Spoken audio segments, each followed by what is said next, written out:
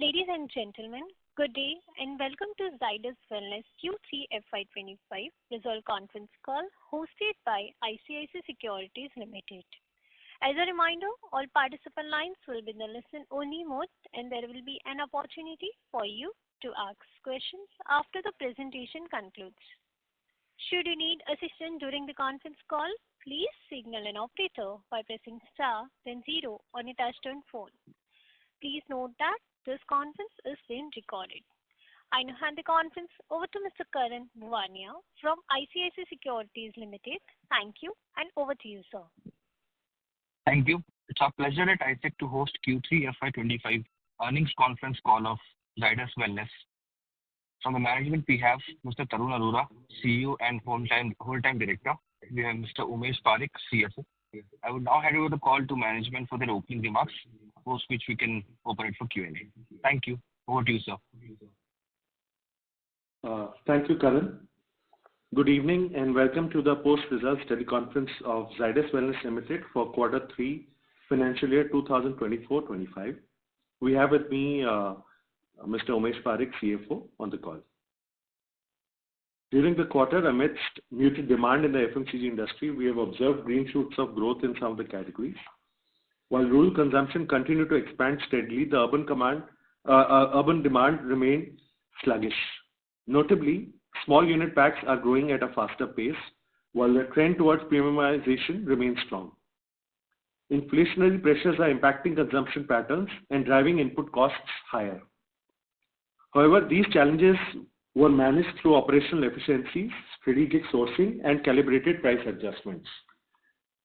Meanwhile, organized trade continues to surpass expectations with both e-commerce and modern trade channels experiencing sustained upward momentum.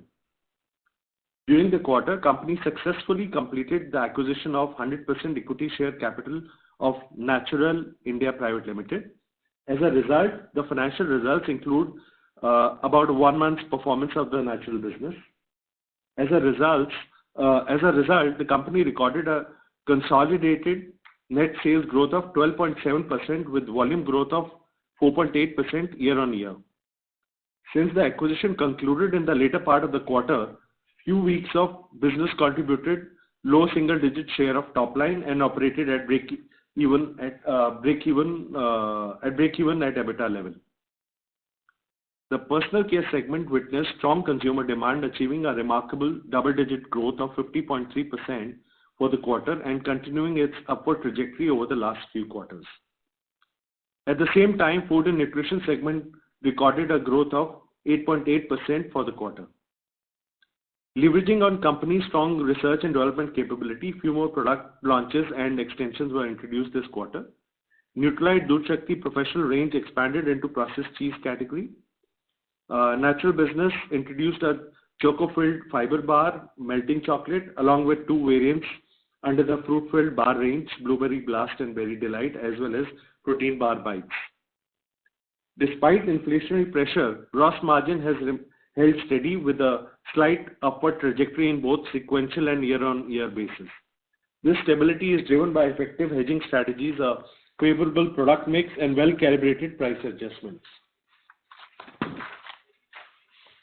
Here are some highlights of the consolidated financial performance of Q3 financial year 2024-25.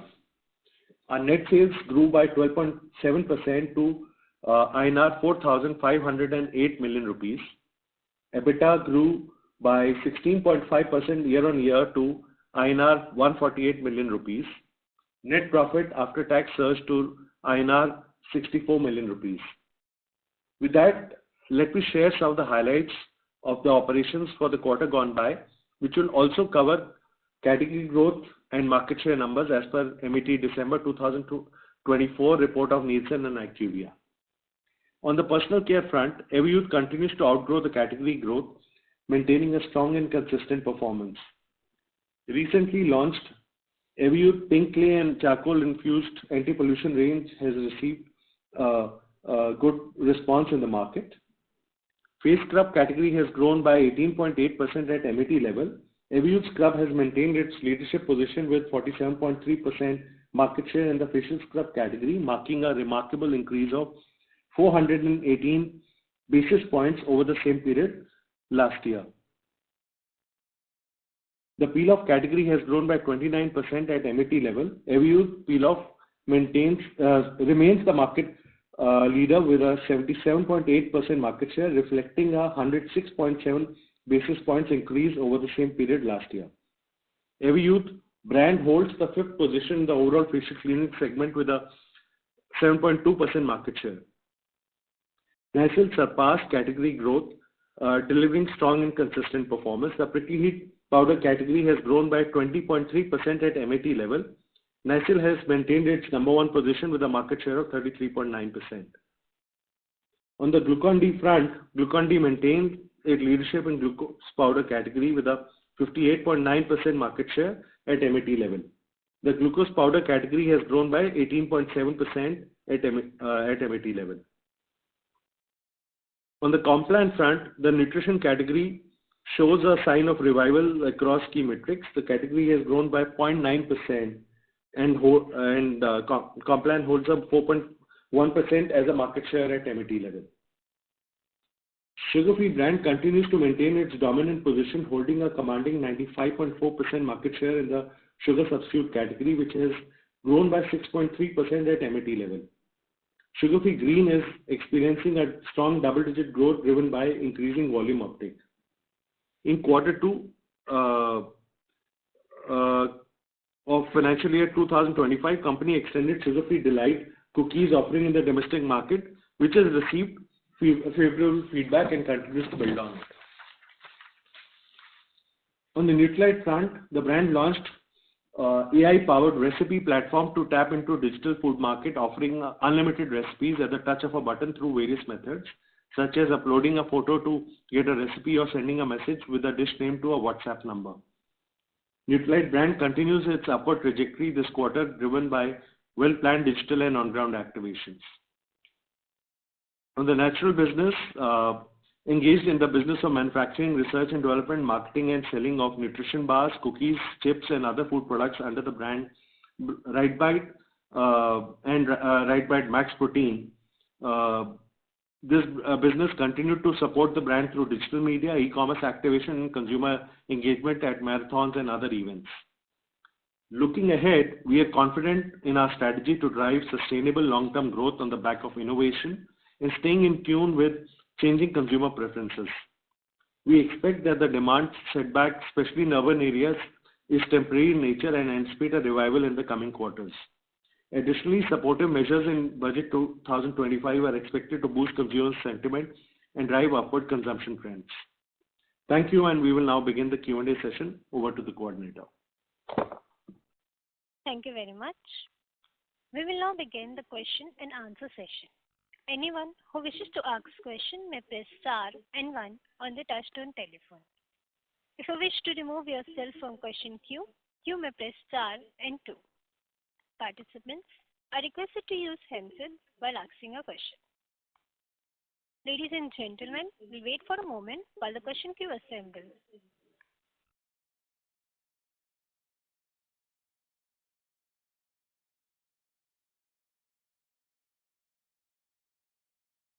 First question is from the line of Madhur Rathi from Counter Cyclical Investments. Please go ahead. Hi. Thank you for the opportunity, sir. Sir, I wanted to understand, sir, what would be the margin differential or by what percentage would be the margin lower for smaller packs which has grown at a faster rate?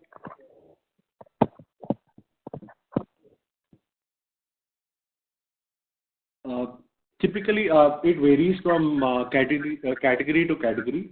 Some of the categories actually see a very similar margin. Some have a tendency to be lower because it's a low unit price pack, so some of the categories will be lower.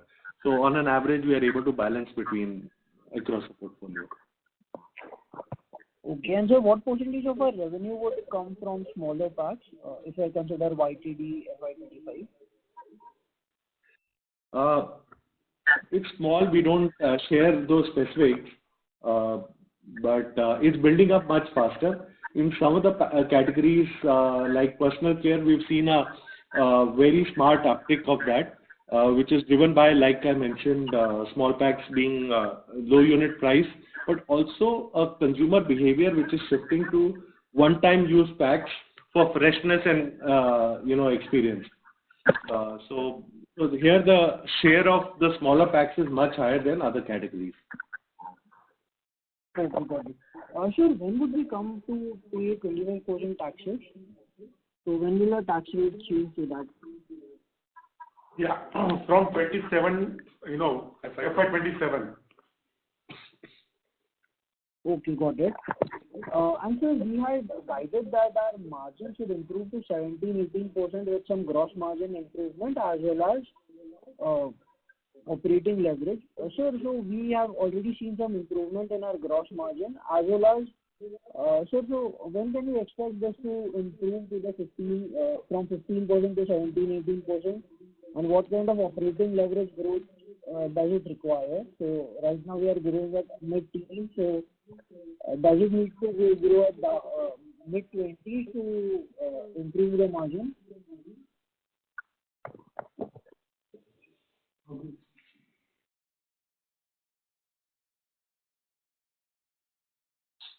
So I think you got it right. We continue to focus on two drivers of our journey to our 17-18% EBITDA margins, where with a mix of gross margin and operating leverage.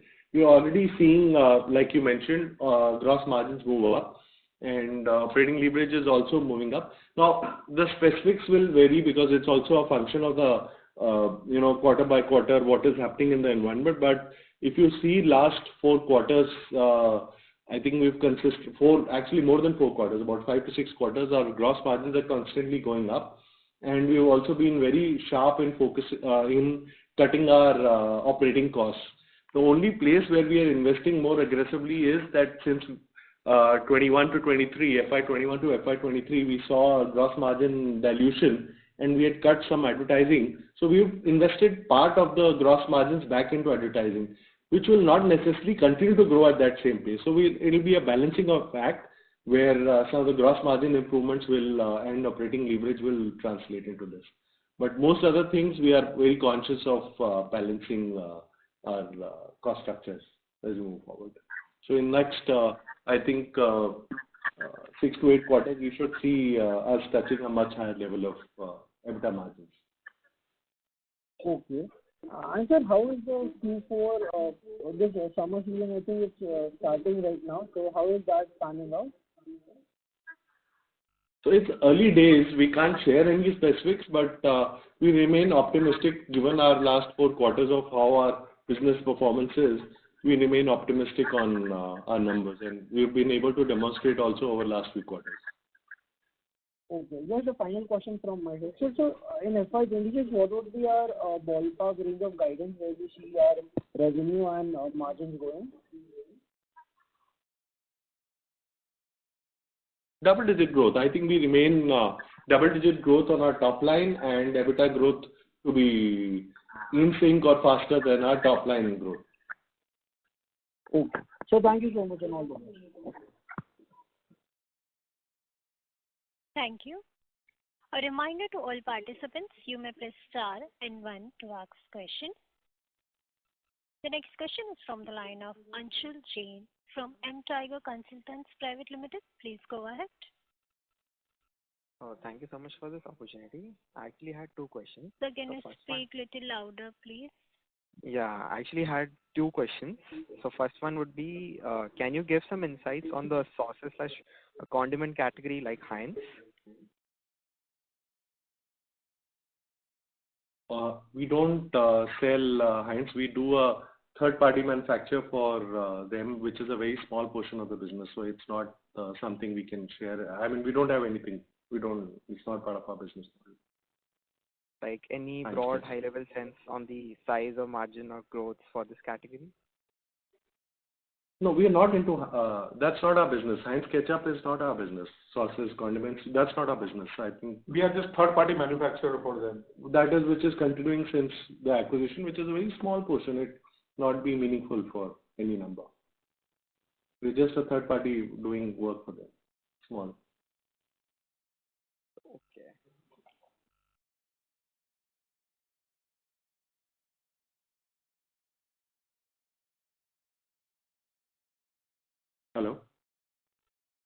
That's all I had to ask. Thank you.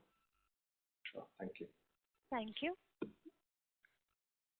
The next question is from the line of Kinjal Mota from Banyan Tree Advisors. Please go ahead.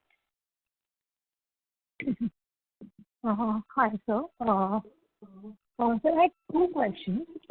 First question is on the acquisition that we have done of RightBite. So if you could give some flavor on what would be the sustainable margins that you see moving forward once it turns profitable.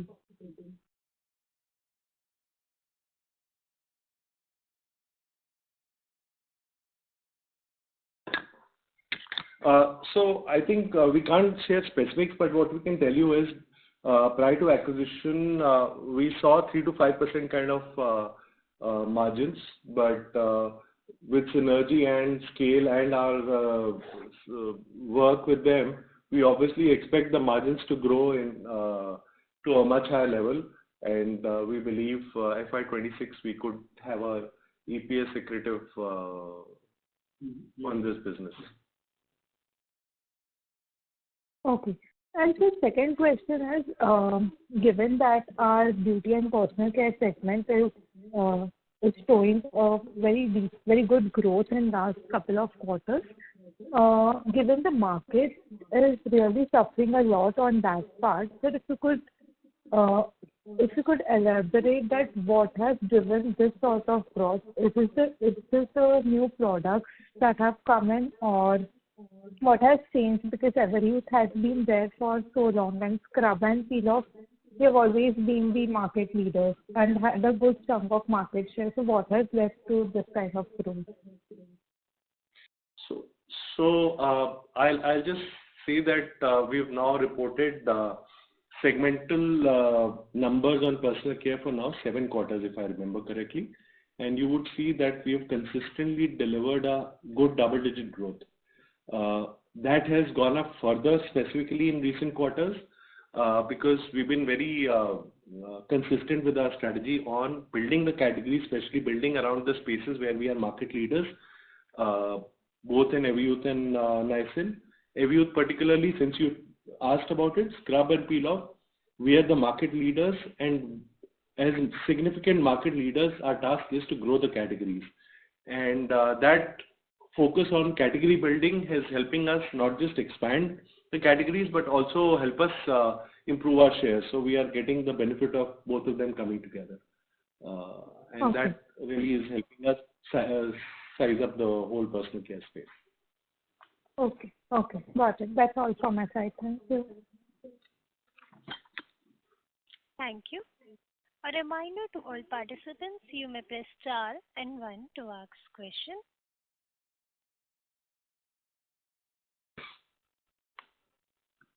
The next question is from the line of Aishwarya Dave from iThought PMS. Please go ahead. Hello. Yes, ma'am, you're audible. Yes, we can. Yeah. Thank you. Hi, sir. So I wanted to ask you about your revenue share from all your brands. If you could give me a breakup of all the revenue shares coming from your brands, the segment share. Unfortunately, we do not share brand-wise revenue share. Okay. So one question I had regarding Nutralite, I would love to know where are these markets where Nutralite is being, performing good? Like, which are Nutralite's markets? So there are 2 or 3 spaces where Nutralite is performing extremely well. One is the food service, where we are able to sell a lot of focus on both fat spreads. We're also building mayonnaise and now launching more products like cheese, like that I mentioned in my conversation. The other space we are seeing a good traction is the CSD market, where we are able to sell this well, especially Nutralite Sampriti. And these are the main markets. We're also seeing good traction now when the quick commerce is picking up the cold chain. We're seeing good traction there, though it's still very small, but we are seeing good traction on that as well. Okay, so it is mentioned that you have certain B2B, like you sell to restaurants, if I'm right? Yeah. Like, So food service is largely what is also called as Horeca, hotel, restaurant, catering. So it could be a small dhaba, sandwich guy. It could be a large five-star hotel. Could be a catering house, cloud kitchens, whole lot of them. All varieties. There are various segments within that food service that we cover. okay, so why I'm asking this is because since Zydus Neutralite brand is like the Neutralite is also from Gujarat, and Gujarat has Amul everywhere. Like if I see a small dhaba, wahan pe bhi I see people making food in Amul, for example. So I just wanted to know what kind of what is the different thing that we are doing to for distribution, that we are doing good from other competitors. What is the different thing? I think this needs a little bit more conversation, but sufficient to say that if, especially on a fat spread, if Amul launches a product away from the dairy into their brand, Delicious, they obviously think we are doing something meaningful, impacting their business. Otherwise, why would they move out of dairy and get into butter substitute with another brand? So that shows that we have a decent reach through our cold chain, which is Pan India, and we are able to do a good job in terms of reaching out to food service channel. Okay. So one last question: which is it doing really good in the south, west, north, east? Where is it more? It says across India, we are a pan-India distribution. We have more than 20 cold rooms servicing across the country, across states, from northeast to Kashmir to Gujarat to right down to Kerala. Okay, great. Thank you so much, sir, for answering my questions. Thank you. The next question is from the line of Madhur Rathi from Counter Cyclic PMS. Please go ahead. Hi. So thank you for the opportunity once again. Sir, I wanted to understand, when I look at our market share in most of the categories that we are number one player. So that would mean that it would get consistently difficult for us to protect our market share as well as difficult for us to grow. So I wanted to understand, how are we planning to either grow these segments or get market share from other players? And a complementary question would be, sir, why are we not focusing on launching extension brands or extension products of these brands that we have, rather than going and acquiring brands and then turning it around? So these were my questions.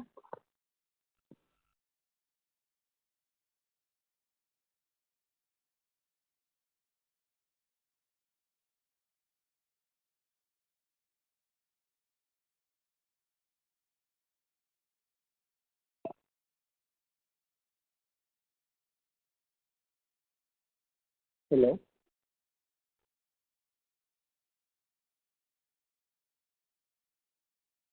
Hello?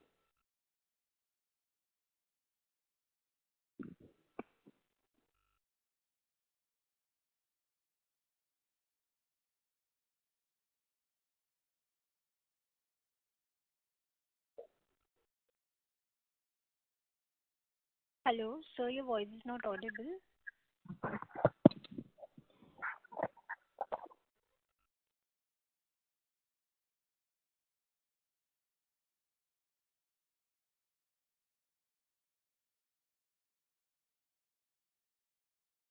The management line got disconnected. Please wait till then we connect with the management.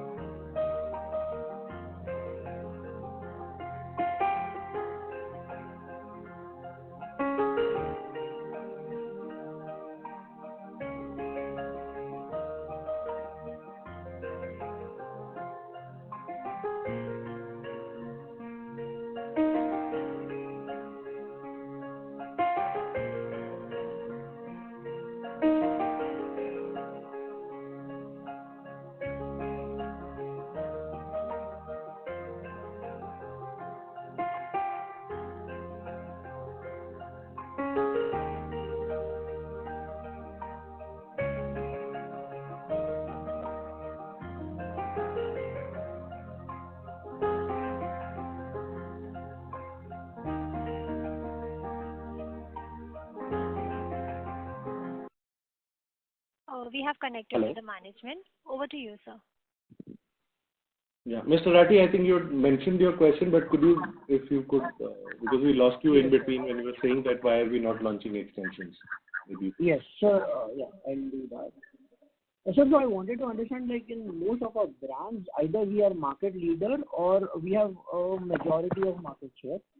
So that would mean that it's difficult for us to grow this because the market is growing at a certain amount of pace, for us to grow at a faster pace as well as to protect our market share.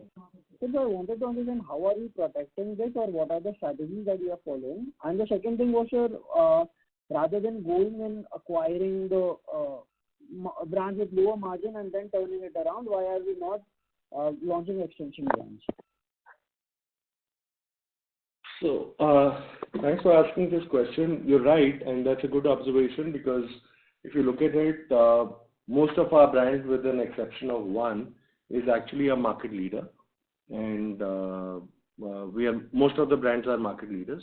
So therefore, you will see that all our conversations are focused on category growth and category development rather than just market shares.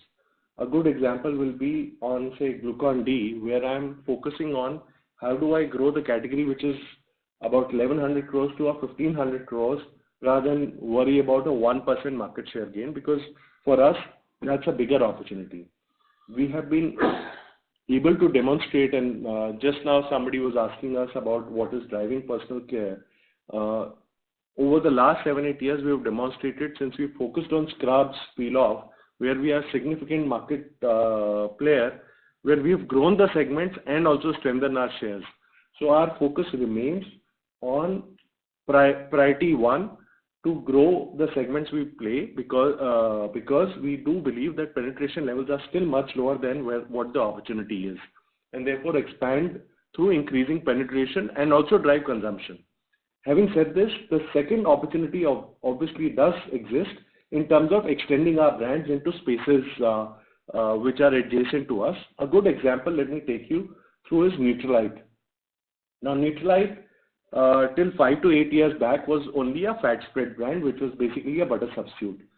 Over the years, we've been able to extend it into other spreads like mayonnaise, chocolate spread.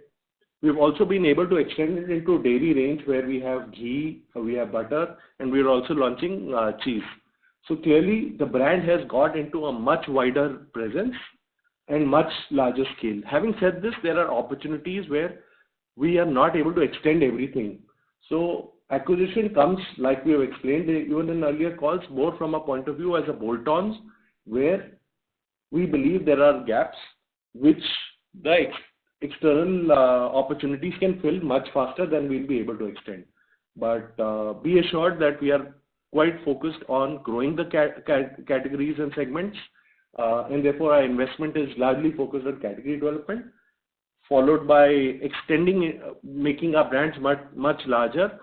So leverage our brand presence, which is much larger than the category that we already operate in. Another example will be sugar-free, extending into chocolates and cookies, which is what we are doing. And within the sugar-free portfolio, the sugar substitutes, we also launched stevia and building that segment. So a lot of our work goes around this. And acquisition is clearly a bolt-on gap filling. And there also we are very focused on being, should I say, financially prudent, where we see an opportunity of bottom line expansion is where we are looking at. Yes, sir, that answers. So just a follow-up question. So, like what I understand is like launching extension brands, what we are doing at Nutralite, but sir, the market is already penetrated. There are a lot of competitors in either chocolate spread or mayonnaise. But when we think about the sugar-free cookies, maybe there are not. So how do we decide on which extension brands to follow? So that was my last question. Largely, we look at differentiation. What do we bring to the table? If we are launching a new extension, how will we differentiate in an already crowded market? I don't think we can shy away from the fact that market is going to be crowded. So I can't shy away from that. So if I have a differentiation, I have a new to the market, I will do it. A good example is, while we are doing a lot of extensions, we realized we could launch a blended sugar. And that's all we have right now. I'm like, we had launched this sugar line, it got into some trademark issues, which will resolve at a period of time, but we launched I Am Light, which is a completely new space, no player, and we are doing category building there as well. But existing spaces like cookies and chocolates, I think there are very few sugar-free, low-calorie players, and we believe there is, by replacing sugar with sugar-free, we are able to bring some differentiation, and finally we have to deliver on the category codes of taste and experience. So we clearly look at what is extendable within our portfolio, and how do we bring differentiation. Okay, sir. So thank you so much and all the best. Thank you. The next question is from the line of Jay Modi from EML. Please go ahead. Hello. Am I audible, sir? Yes, sir. Yeah. Sir, I have a question around foods business. So while we've been growing really well in our other portfolio, how do you look at growth in foods and nutrition segment? Because see, if you were to consider the lower base of Q2 and Q3, the growth would be around 3 or 4%. So how are we looking to address the growth for this segment? So, no, you're talking about how you calculating lower growth? No. So basically my question is that if I were to adjust for the lower base in foods and nutrition, right? Q2 of last year had a decline of 1% and Q3 a decline of 5%. Yeah. On that base, we've grown at around 10 and 9% respectively for Q2, Q3, right? So if you were to adjust for lower base, the growth would be around 4-5% for this segment. So I just wanted to understand your views on this segment and the growth that we should look forward to. So there are 2 or 3 factors when we look at food and nutrition. I think one of the factors that really impacts us on the growth from our food and nutrition part is that we have a low growth sizable brand which is basically the nutrition drink Complan, which impacts our mix. Now we've launched some various initiatives that's building up, but that's a larger category issue which we are tackling and building on. So that's one thing that impacts us. And that I think, having said that, we have few things which do very well. For example, Glucon-D becomes a very small portion of this business, and a low growth sizable brand. So therefore there is, I think, I don't have to look at in isolation in one quarter, but at an overall level, if you look at moving averages, I think it's improving and moving faster. But obviously there are opportunities for us to do to keep working at it in food and nutrition. And since it's a sizable portion of our business, we do aspire to improve our growth. It is also something which has got impacted by the consumption because of the inflationary impact on this category, where the consumption has got impacted. So we hope that we will build further on it as we move forward. Okay. And also, sir, the inflation for this, so for HFD category, the input costs have been fairly stable for past 2 quarters. So have we seen any improvement in demand with stability of prices? So yeah, it's a still, if I look at a moving average thing, it's a still a very low single digit is what Nielsen is reporting, as I mentioned earlier. And therefore, yes, we've seen improvement in the category growth, but they are still very small. And at a MAT level, Nielsen is still reporting a 1% kind of growth, 0.9%, as I mentioned in my conversation earlier. So we're seeing improvement. What I'm seeing improvement actually is better traction on organized channel, and which is working for us. So if I look at e-commerce, we are seeing a good traction. We are seeing a good traction in non-trade as well. In the general trade, we are finding that the low price packs are driving much faster, which we are a little bit held back in our effort on, because we are also conscious of a profitable mix of our portfolio. Okay, understood. And sir, I know it is early days, but any read-through for protein chips and cookies that we've launched? How has the demand been, acceptance been on ground? So we are quite, should I say, positive and optimistic on this category. There are good tailwinds given the fact that we are operating in the protein range, and Max Protein as a brand fits in very well for it. So we remain optimistic and bullish about the prospects of it. We've now had it for a couple of months, and we're seeing a good build-up. We'll have the full quarter results at the end of this once we report our quarter 4 Jan-March results, and we'll be able to share more color to this. Got it. And sir, last bookkeeping question. Have we recorded any consultant expense for the quarter and 9 months? And if so, could you give the numbers if possible? Yeah, so we have recorded consultant expense, but we won't be able to share that numbers with specific engagement confidentiality. Yeah, but we've recorded those numbers. Okay, great. Thank you, sir. Thank you. Thank you. A reminder to all participants, you may press star and 1 to ask question. The next question is from the line of Akshay Krishnan from ICICI Securities Limited. Please go ahead. Hi, sir. Thanks for the opportunity. So FY25 till date, it's been a great quarter-on-quarter with double-digit growth. But given the current macroeconomic condition, how do you see the company plan to maintain or sustain the growth momentum in the coming quarters? And second thing is there any specific market or a segment that we are targeting on to see expansion opportunities to contribute meaningfully to the growth lever down the line?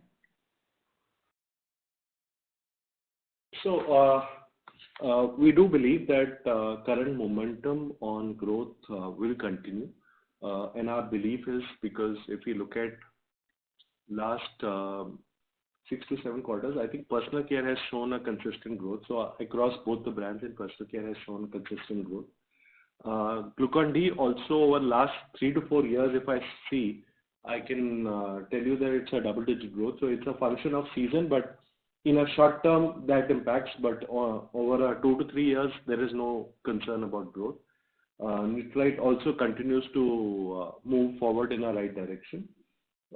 We had challenges in FY24, largely in the early part of FY24, which was related to sweeteners, both from WHO and some trademark issues, which have got reversed and which have been addressed by us. And we've seen a positive momentum back on the brand, on the portfolio of sweeteners between sugar-free Delight, and Light.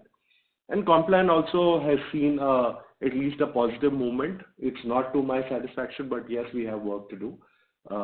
So across our portfolio, we're seeing a good reason to believe that we will continue the momentum. Plus, our acquisition also is showing a good tailwind in terms of moving forward. So my belief is our double-digit growth is something we can sustain over next few quarters and build further on it. Perfect. So on the margin side, we've been sustaining a gross margin despite the commodity price inflation. Now, are there any strategic pricing action that is on the pipeline, and how are we mitigating the cost so that we maintain this margin level? Any strategic supply chain back-end integration that's coming into play, or what is the efficiency improvement that's getting up so that you can ramp up your expectations of EBITDA margin reaching up to 17%? How's the play and action that's working around in this particular segment? So as a company, I think we're quite focused on playing both back and front, the full value chain on this. Typically being a leader and premium player across most of the segments that we operate, we are able to price up our products and drive the margins individually. Sometimes the product mix can be not necessarily in our favors. What we saw in between the years of 21-23 range, where they were, the whole commodities across the board went shot up. And it was no way we could escape that. But otherwise, we are well equipped to hedge ourselves when some commodities go up. It could be through mix of buying forwards wherever we see opportunity, do a replacement opportunity, various things that we are doing in terms of formulations, buying forward and pricing up to ensure that our gross margins are protected. So FY21-23 was really a tough time across the board for the industry. But as Zydus Wellness being market leaders, we have a decent pricing power across our portfolio. So we remain focused that we have to keep moving up our gross margins as a part of strategy to build up. But is there any pricing that's coming into play in the coming quarters? Yes. So there would be price increase across multiple products wherever we are seeing the costs going up. Largely commodity-led products. We are taking wherever required price increases. Even the last quarter, if you see, our volumes are 4.8% versus 12.7% overall sales growth, revenue growth. So clearly there is a price space that we work on. Okay. One final on the e-commerce or the quick commerce channel. That's becoming a very important space, especially for all the FMCG brands. And you did allude that it's a strong growth area that you'll have to focus on. Now, what will be the total revenue that the digital channel is actually contributing to our company as a whole? And second thing is, how are we leveraging the digital transformation through AI or data analytics so that you get some consumer insights, which will help you in improving your distribution efficiency at a whole? So digital AI and data, I think we use at multiple levels. So first of all, from the online business perspective, about 10 to 11% of our revenue comes from selling in online platforms. And that's been growing at a much faster pace than the rest of the business. And we are quite conscious of the fact that since the consumers are shifting to this, we should be ahead of the curve. And typically we find most of our market shares higher in these channels, and therefore we are embracing it very fast. But we don't stop here because if you have to win in the online marketplace, we must engage with our consumers in various formats. So the share of digital marketing, online marketing as an overall investment has gone up significantly over last couple of years, and even the TV channels are struggling today, and we find a lot of shift happening to online marketing. Having said this, we're using AI in various forms. One such example is where we've launched Nutralite Chef, where consumers can engage any idea, any food product they want. They have a picture, they have an idea, ingredient, anything. We are able to recommend them recipes of what to do, and simultaneously also support with some Nutralite product in their in that recipe. Having said this, we're also using AI, or not AI, but digital data and analytics on recommendation engine for our salesmen at the last mile. So almost 1,500-1,600 of our salesmen at the last mile who service more than 6 lakh outlets. Now they work on handhelds, which are where they pick up orders. Now there is a recommendation engine based on data and analytics which suggests them what they could sell more in this shop given a certain profile of outlets. So we are using a data analytics engine to build on that as well. So we are using data analytics, AI, all those things as we build forward. We're also building a strong backend in terms of dashboards, which is again will rely on a lot of digital data that we are pulling together. So as an organization, we are focused, and we believe decision making, business will shift a lot more to data and digital world, and we are well equipped to be ready for the future for that. Perfect. Thanks and good luck. Thank you. The next question is from the line of Viren Deshpande from AlphaStreet Investments. Please go ahead. Hello, sir. Hello. Yes, sir. You're loud. Yes, we can hear you. Okay. Good evening, sir. Congratulations for good results. I would like to know what will be our effective tax rate for the year, because if you take in this quarter, because of a comparatively lower profit, our tax rate has gone up to 35% or. But what will be the effective tax rate for the entire year, 24-25? So yeah, it all depends on the amount of EBITDA and profit that we are going to generate, the profit before tax. But certainly for 3 quarters you would have noticed that we have recorded deferred tax liability in the range of about 3.5 to 4 crore, right?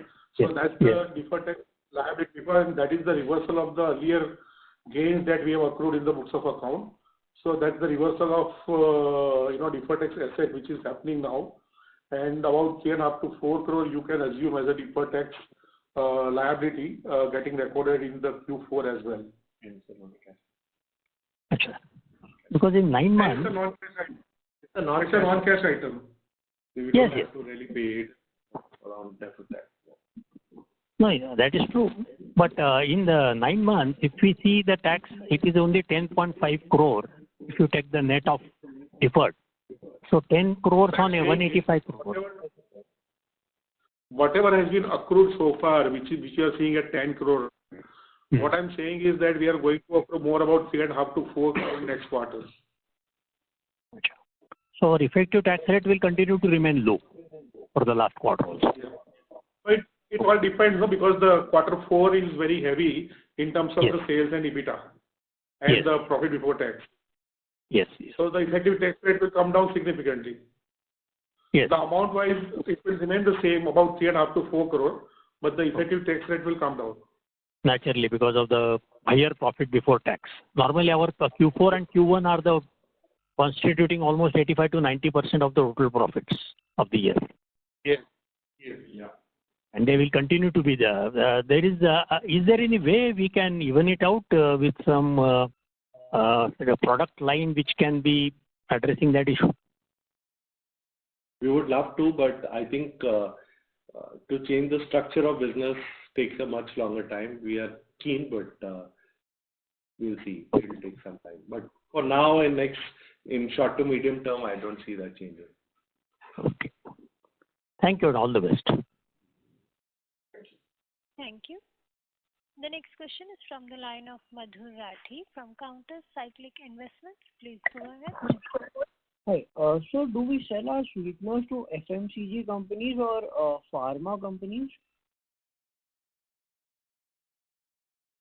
You tell us. We believe we are largely FMCG company, but yes, sir. So my question was regarding a company called Blue Jet Healthcare that does high intensity sweeteners. So they earn very high margins. So my question was regarding that. Do we plan to sell this, or are we selling them currently? I don't understand. In fact, we serve every channel, including GT, MT, e-commerce, as well as we serve B2B as well, some part, a very small part, but we serve most of the channels. Yeah, we have food service, we have CSD, we have grocers, chemists, even cosmetic outlet, food outlets, all sorts of. So we have actually our variety of outlets. The retail environments we service is wider than many FMCGs. Typically, you'll find because most FMCGs are very limited. Because of our diversity of portfolio, we have more FMCG than many others. Okay. And sir, what would be the B2B portion of our overall sales as well as modern trade and general trade?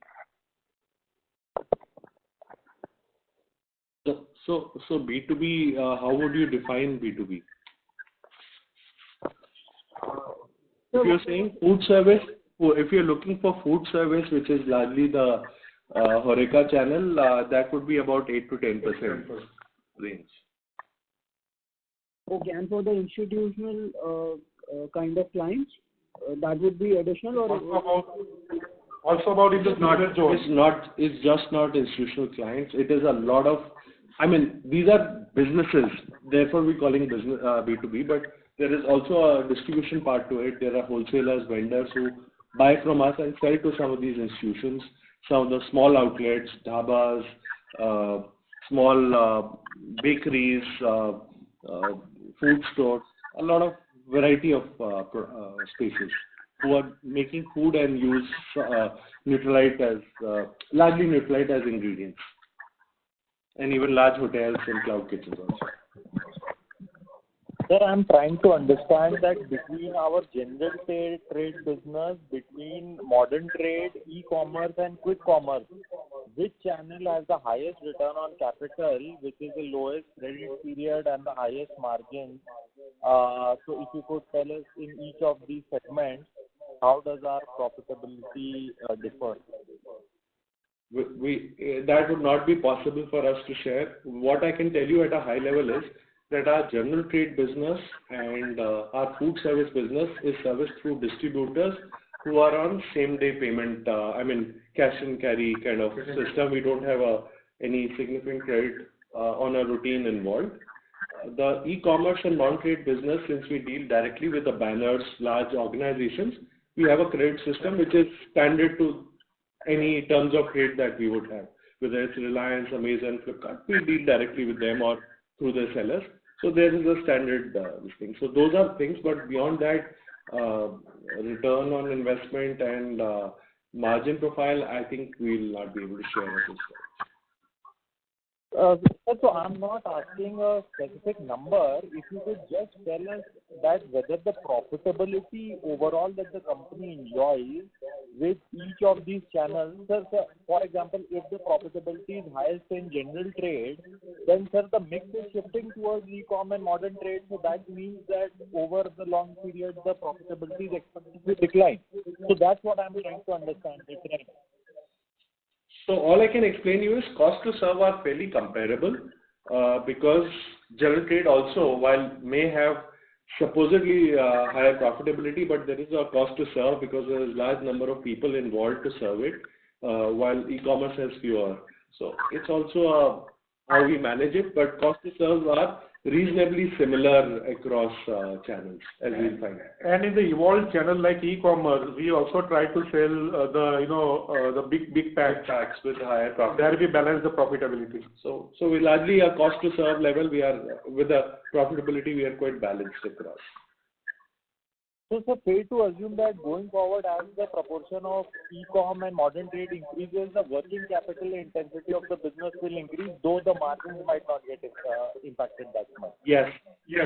That's how we see it. That's right. That's how what we're dealing with.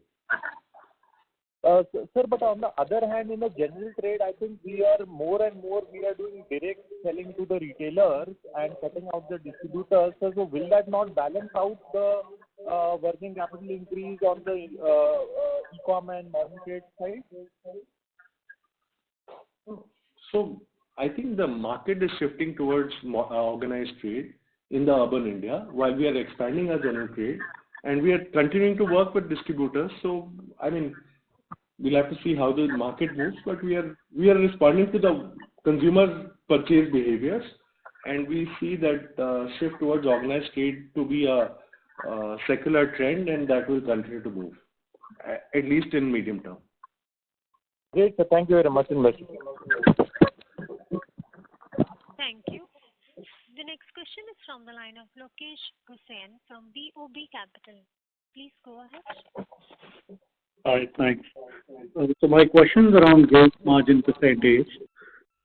Just a follow-up on that, on how you have been able to offset the inflation to maintain or improve gross margins. So you mentioned buying forward, replacement opportunity, formulation and pricing as the key drivers.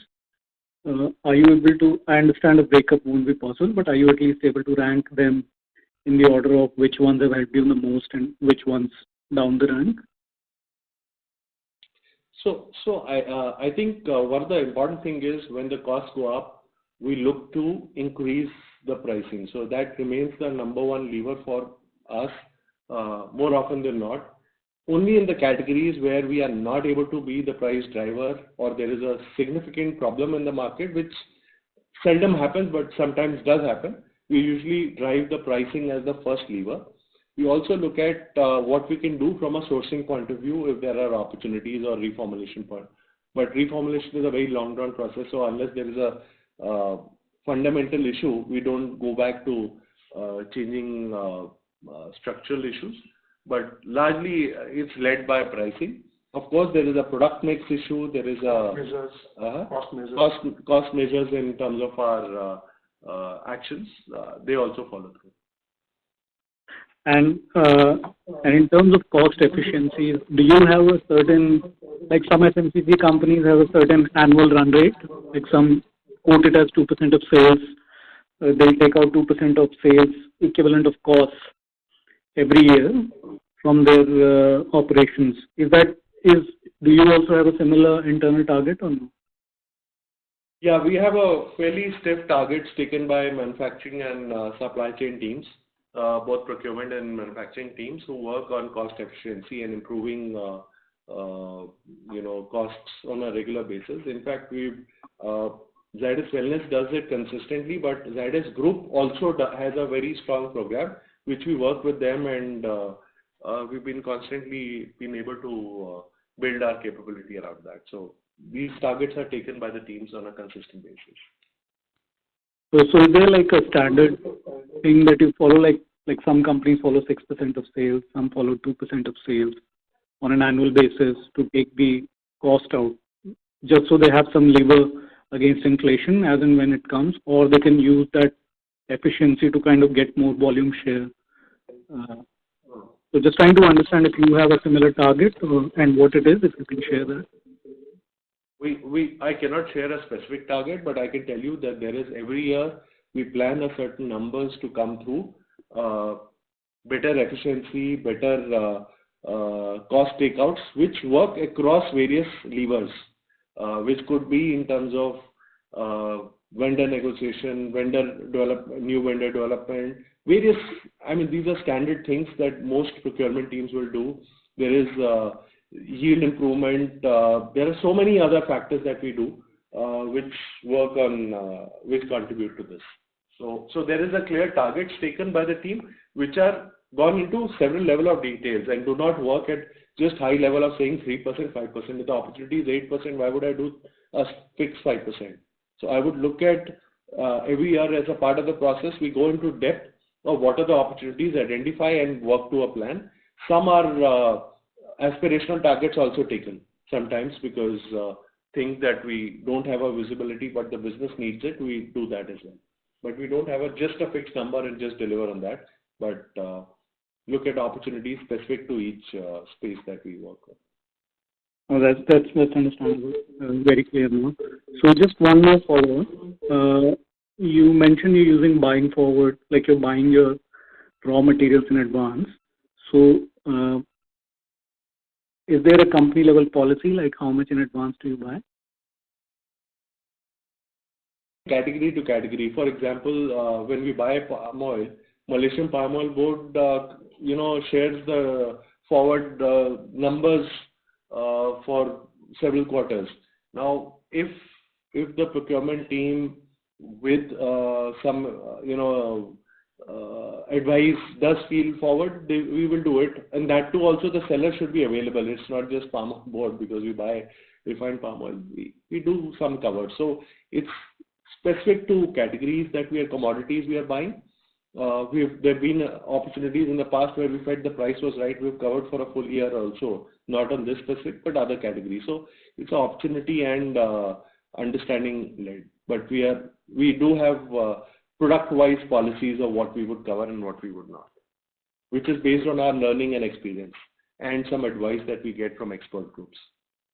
Understood. So just one more clarification. So when you're buying your raw materials, is that sourced from the local, like the Indian vendors, or you directly buy it from overseas, for example, palm oil requirements?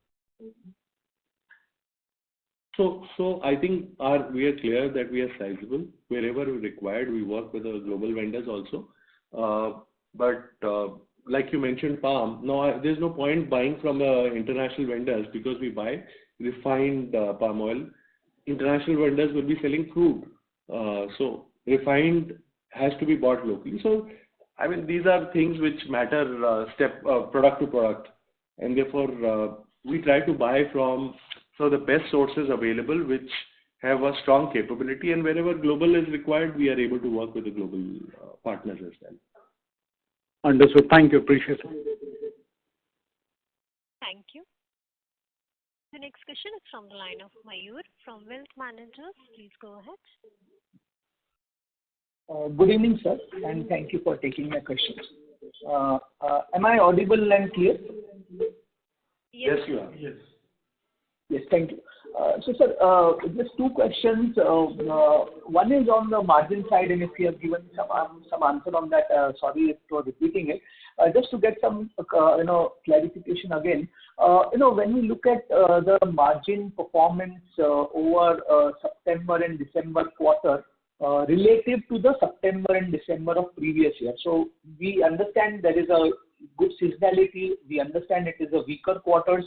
So keeping that in mind, this question is, so it's not that we don't understand. We understand the seasonality for both these two quarters as weak. The margin improvement or has it largely flattish, and the year to date, which is a 9-month performance, which a margin improvement of more than 200 basis points is largely come in the June quarter, which is normally a very strong quarter for us, and March is also a very strong quarter for us.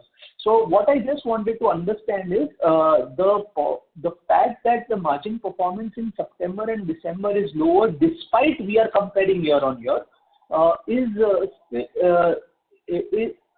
is only because of the lower seasonality and product mix issue, and the improvement should come back in the March quarter again and June quarter, or there is the large part of that improvement is now behind us as far as the whole year is concerned, and we are heading into the low-hanging fruits are behind us, and we may be heading into some kind of margin stability as we go ahead. So let me ask you, are you talking about operating margins or gross margins?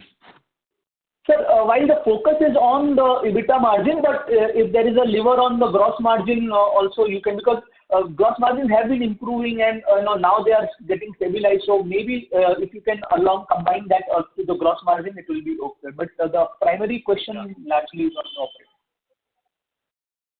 profit. So let me answer at 3 levels: gross margin, EBITDA margin, and net profit. So first of all, if you look at it, almost for 6-7 quarters, except for last quarter, which is flattish, we've constantly improved our gross margins like for like over previous year. So gross margins, we've been very, very focused on driving it back to the levels, and I think October, December numbers would reasonably match October, December 21 kind of levels. So we've been able to recover back what we lost between FY21 and 23. So our focus remains on improving our gross margins, because that's the first port of call in terms of improving our profitability, and we are, as an organization, quite focused on driving that. Despite inflationary challenges, so it's a journey which will continue. We believe there is some more margins to pull out. If there is a stable inflation, we could manage to build further on it. But we'll have to see how much our actions play out versus the environment. Now, looking at EBITDA margins, I think you will find that last 2 quarters, our EBITDA growth is faster than our top line growth. So there is a small movement consistently up on our EBITDA margins versus the earlier year. Yeah, one would like to see more, but like you also mentioned, it's small quarters, so you can't really show a significant shift. But our EBITDA, growth has been faster and leading to a small improvements on EBITDA margins as well. Net profit is a different piece altogether, because it's a function of 2 or 3 non-operating variables coming into the piece, which is largely impacted by tax. And that impact, whatever is happening, is because we have a deferred tax liability which plays out. But otherwise, from our operating piece, we are quite focused that our operating margins will continue to improve. So beyond EBITDA, in fact, because our largely the debt has also come down over the coming years, so we believe we'll keep getting better at it, and therefore you should see some further improvement. And Yeah. So the point was the fact that March and June is a good quarter. The improvement which we have seen in the past, last March and June, should broadly continue because we will get the benefit of seasonal mix and the operating mix. It's not that all the low-hanging fruits are behind and we may see a stagnation of the improvement. No, we do believe that there is still scope for us to continue. We believe our journey is still not completed, where we are stabilized. It's still going to go up. Right. Sir, one more question is in a slightly different direction. We understand, for so many years in market that, what market does is not in the hands of in terms of the investor returns, is not in the hands of the management fully. But just to give a broad point, and I'm sure you will also be sensitive to it, and if you can add some understanding for help for long-term investors.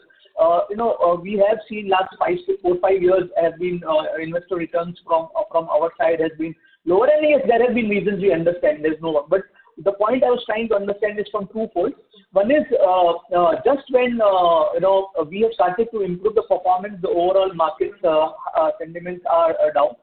So that much more pull we will require in terms of our execution. Because the past 5 years has been anyways low for us in terms of investor wealth creation, and significantly lower compared to even many other peers. So that is on one side. Do we believe that we will be able to recover this and the pull will be which is required and expected will be there? And secondly, a slightly more specific question. Zydus has been the private equity kind of, or I don't know too much about it, but they have been on the selling side. And given the large stake which they had, there is a continuous selling pressure which from Zydus, which has been there. So just a small, we are not trying to understand that strategy and not, but given the large holding, is there any kind of understanding that by when this is expected to complete and what any directionally, anything which you have any color? Because I'm sure given that stake of holdings, there would be some understanding which just as a directional, nothing specific on strategy and company, but just directionally, how does it play out? Sure. Let me answer the first question. I think you rightly said management has that much limited degrees of freedom. If I look at trailing 12 months numbers for us from a top line point of view, and not just last 1 year, but even a 3 year, we've been growing. Top line has been growing much faster than most of the other peers that you could bunch up as a group. We do believe that the expectation from the management is to improve performance, and therefore we are quite focused on driving growth ahead of the industry. So I would look at it not just 1 year, trailing 12 months, but even a 3 year. If you look at it, our growth rates have done reasonably well. 23 was a hard year because of seasonality, but 1 and 3, if you look at it, we are reasonably sorted. Secondly, having said that, within that profitability, the journey which we've seen 5-6 quarters, we hope that will continue. So we appreciate your point of view, and we believe that as a management, the expectation from our critical stakeholders, the shareholders specifically, is to have a better performance, and we are quite focused on that. And that, at least from our execution and our intent, you will see those things playing out. The results will have to speak for themselves. Having said this, moving on to your second question, I think True North is a large investor who came on board at the time of acquisition. They've run the full cycle from their fund point of view.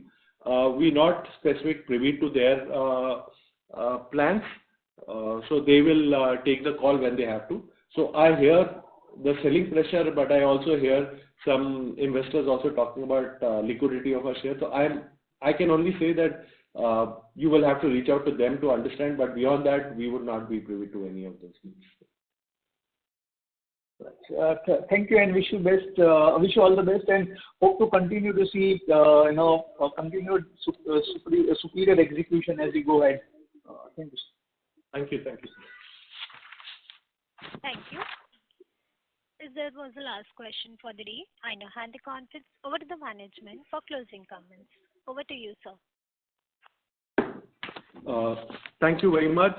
We've had a good run over last few quarters, with government also showing signs of taking supporting consumption.